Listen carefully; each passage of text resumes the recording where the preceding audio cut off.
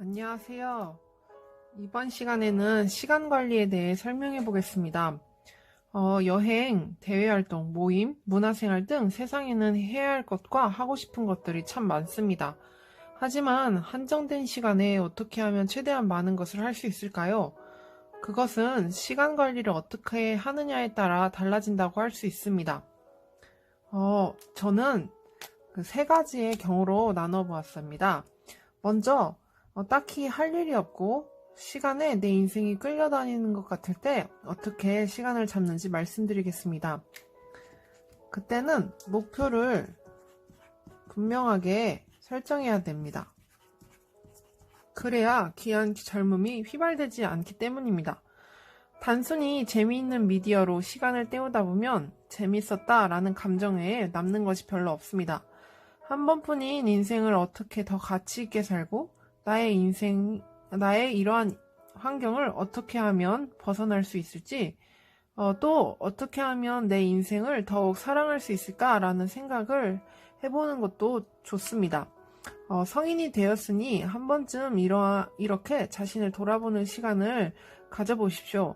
그래서 자신의 목표를 꼭 찾으시길 바랍니다.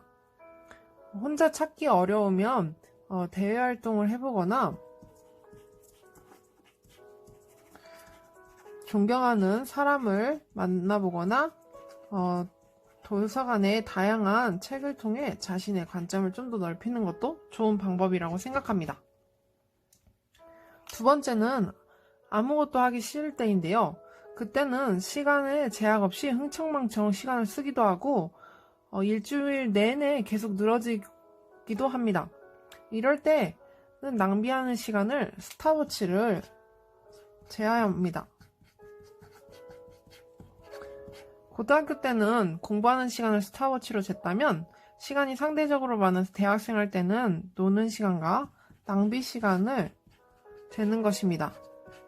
그러다 보면 스탑워치를 멈추는 때가 없어 내가 끝이 없이 낭비했구나 라는 것을 발견하게 됩니다. 그 후 오늘 하루를 정말 의미 없이 보냈구나 라는 생각에 내일은 의미 있는 시간을 조금이라도 더 가지려고 노력하게 됩니다. 의미 없이 보내는 하루하루가 습관이 되지 않게 미래의 목표를 꼭 갖고 현재에 행동하시는 여러분이 되길 바랍니다. 세 번째 경우는 정말 할 게 많은데 시간이 없다고 느껴질 때입니다. 그럴 때는 먼저 계획을 짜서 불안을 제거합니다. 할 일이 너무 많다 보면 그냥 그 무게감에 부담감만 커지고 할 수 없을 것만 같아 포기하려는 마음이 먼저 듭니다. 그럴 때는 꼭 계획을 세워서 시간을 통제해 봅시다.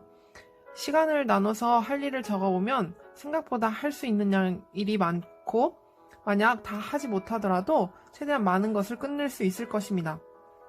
두 번째, 다양한 활동의 일정이 생겼을 때는 자투리 시간을 활용합니다. 저는 시험 기간에 원치 않는 일들이 많이 생겼었는데 그때는 녹음한 것들을 들으며 이동 시간에 공부했었고 틈날 때마다 책을 펴고 공부했습니다. 이렇게 작은 자투리 시간이 모이면 큰 시간이 되기 때문에 이러한 시간을 잘 활용하다 보면 어느새 꽤 많은 양의 공부를 했음을 알 수 있을 것입니다.